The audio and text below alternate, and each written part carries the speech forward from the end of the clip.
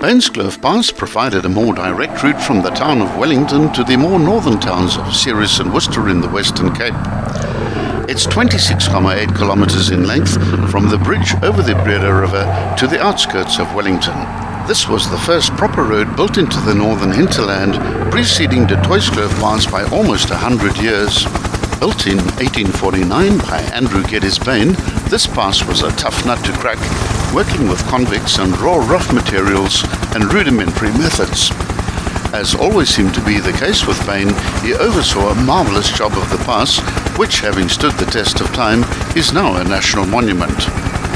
The more dramatic northern section of the pass roughly follows the course of the Witte River, a raging torrent during the wet winter season. Along this northern section, you'll see several landmarks such as Tweed Atoll, Dacre's Pulpit and Bell Rocks. At the summit of the pass is Eerste Atoll, today known as Bain's Kloof Village, where Andrew Bain set up his primary camp. The southern descent offers many excellent and spacious view sites. The road overpasses Hawiese Water, a man-made canal diverting water from the Witte Rivier to the farms in the Wellington Valley. Other points of interest include Bain's Ruins and Bain's Tunnel, a project which he had to abort after the tunnel collapsed. The road continues descending and ends at the crossing of a small stream on the outskirts of Wellington. We filmed this pass from north to south. From the junction of the R43 and the R301, head south onto the R301 and cross the Breda River via the single-lane concrete Darling Bridge. There are two height restriction gantries before and after the bridge. Despite these warnings, several large trucks and buses still attempt the pass, only to get stuck under the overhanging rock known as Dacre's Pulpit. Most of these incidents arise from drivers having their GPS settings as shortest route. The first 4 kilometres head in a southwesterly direction over an easy gradient adjacent to the floodplain of the Witte Rivier. The Limmitberge loom majestically to the right, whilst the Latergangsberg takes sentinel on the left. The valley progressively closes in, and both the road and the river are forced into closer company. This part of the road forms the southeastern border of the little-known Mount Bain Nature Reserve. A second nature reserve appears in short order, which is the Steenbok Park Nature Reserve.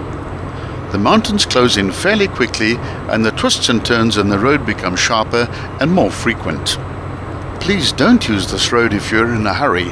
It's a very old road and it was never built for speed. The road now heads towards the Limmitberg Nature Reserve, which falls under the curatorship of Cape Nature. Some 102,000 hectares of fynbos-covered mountain slopes, challenging cliffs and indigenous river valleys make up the Limmitberg Nature Reserve.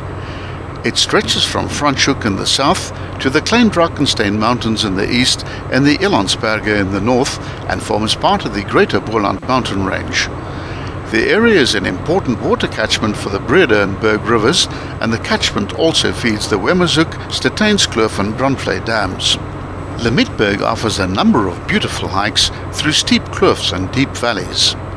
De Toys Peak at 1,996 meters is the highest point within the reserve.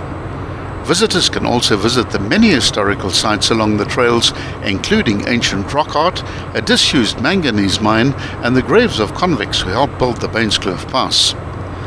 The reserve gets extremely hot and dry in summer, but in winter the high mountain peaks are often capped with snow. When visiting Limmitberg, please check the weather forecast, as hikers can get caught in unpredictable and dangerous conditions. Small antelope, baboon and the occasional caracal, as well as leopard, do occur here. You may also be lucky enough to spot endemic birds, such as the Cape Sugarbird and the Protea canary, as well as the majestic black eagle. 3 endemic fish species are increasingly threatened by alien troutfish that were introduced prior to the establishment of the reserve.